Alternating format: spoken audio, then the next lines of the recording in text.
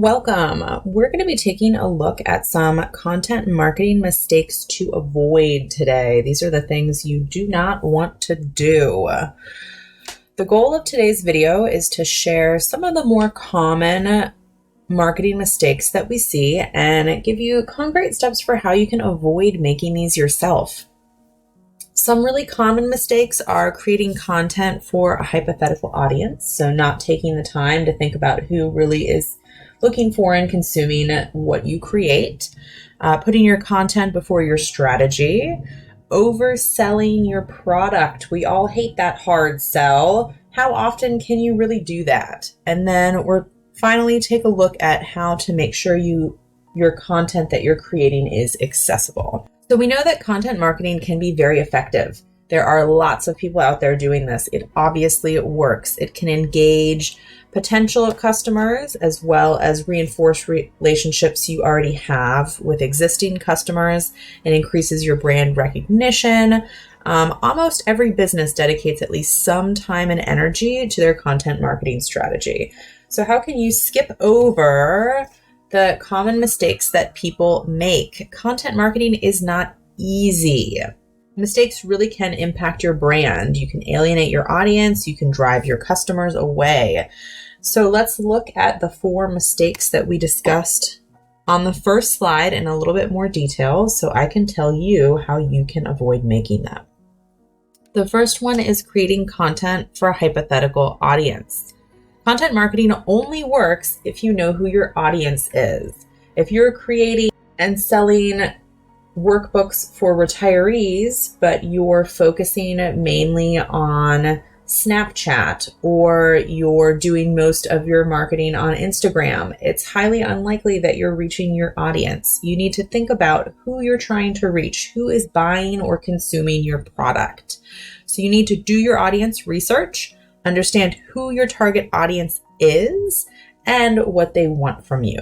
There's 3 easy ways for you to find your target audience.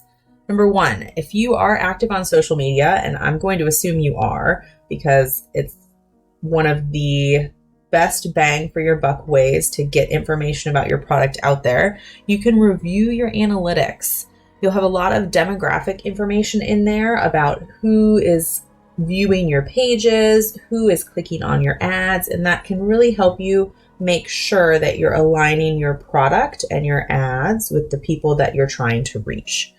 If you have a mailing list, of course, create a short survey. This is not something you want to do all the time, obviously, but occasionally, once a year, something like that. If you want to get an idea of who your audience is, who you're reaching, you can definitely send out a quick survey. And then you can also do general research about the market. I would recommend this no matter what. You should know who your competitors are. You should know how they're pricing their products. You should pay attention to new product launches that they have. You need to be knowledgeable about your entire market area. The second big mistake that we see a lot of time is putting content before strategy. So before you sit down and start creating content, you first need to ask yourself why. Why are you trying to create that content? What is your goal? Are you trying to make a new freebie to attract new customers? Are you creating the first piece in what you're imagining will be a content bundle? You need to figure out what your reason is for making this piece of content. You need to figure out how you're planning on launching the content. You need to figure out perhaps how you can use this piece of content to attract more followers on social media. Essentially, this boils down to having a plan and being thoughtful with what you're doing. The third mistake that we see a lot of times is people overselling their product. So of course, you can use social media to market your product. Absolutely. But you cannot only market your product. You need to be bringing value to people.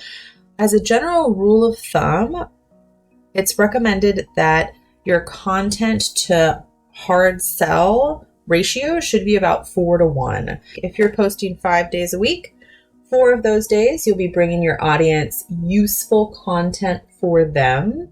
So whether that's articles or freebies whether it's some sort of like community engagement that you're doing. And only one of those 5 days should actually be a hard sell or a focus on a product. And the fourth mistake that we see all the time is not making your content accessible. So people like consuming content in all different formats on all different platforms. And if you're only creating and posting content in one format or on one platform, you really do risk alienating lots of potential customers. But beyond just ensuring that you have a variety of formats and you're posting on a variety of platforms, you also want to think a bit more about being inclusive of your audience. So doing things like creating a transcript or closed captioning when you post videos, or keeping in mind that not everyone has fantastic internet speed. Those things help ensure that your content is accessible to everyone. All right, I hope that those mistakes and some quick little actionable tips to help you avoid them have sparked something for you. If you want more of this great content and tips, I definitely recommend you check out Content Profit Hacks. It's perfect for anyone who wants to discover the secrets to creating and selling content fast. It's perfect for tapping into multiple income streams, creating a variety of unique products, and creating the content that you already make even faster. You can get it now on my website, amyharrop.com/go/content profit hacks TC.